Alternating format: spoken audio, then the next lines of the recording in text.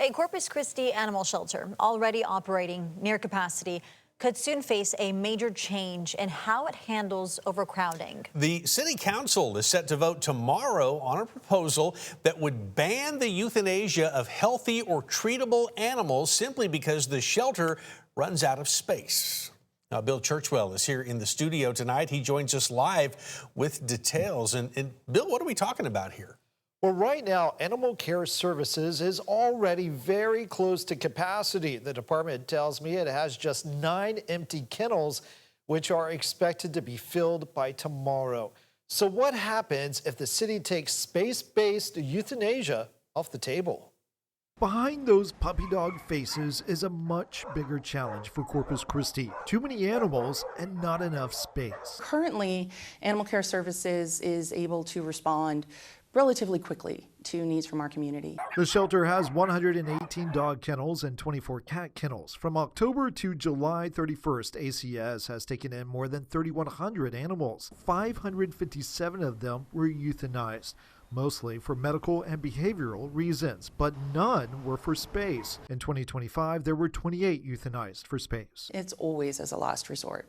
And so when we see that capacity is an issue, we will immediately reach out to our rescue partners and ask them if they could help us. Well, Martinez says rescue groups have helped the city avoid space-related euthanasia this year. She says a zero-tolerance policy could change that dynamic. If we were no longer able to focus on maybe our capacity needs, it could cause rescue partners to put their attentions elsewhere, perhaps, or it could lead to decreases in our responsiveness as a department. If the policy passes, ACS says it would need more resources. We would also, of course, need more space, and we would need more volunteers, and we would need more fosters, and we would need more behavior staff. Mayor Pro Tem Kaylin Paxson says the city has to think about what happens when there is no room for another animal. We create the policy to where we're not going to euthanize for space. I believe that's going to really drive our efforts to make sure that we're just that much more working with our local area, shelters, placements, those types of efforts. Councilmember Eric Cantu, who brought the item forward, says he supports an outright ban. It's not right, and I'm not going to stay quiet about it. I don't think that we are there yet, Bill. Cheryl Martinez with People Assisting Animal Control says the city needs to look at the bigger picture, including shelter stays and reducing the number of strays coming in. What's up, buddy? I have firsthand seen what this has done in other cities.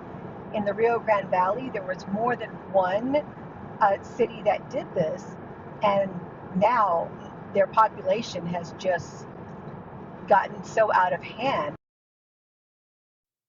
And Cheryl Martinez there with PAX says the solution is a combination of things, but especially targeting spay and neuter in underserved, low-income areas where there are more packs of dogs.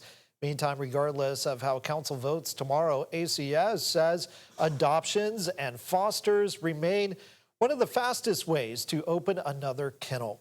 3 News will be there for the vote, and we will keep you updated on how it goes. Back to you.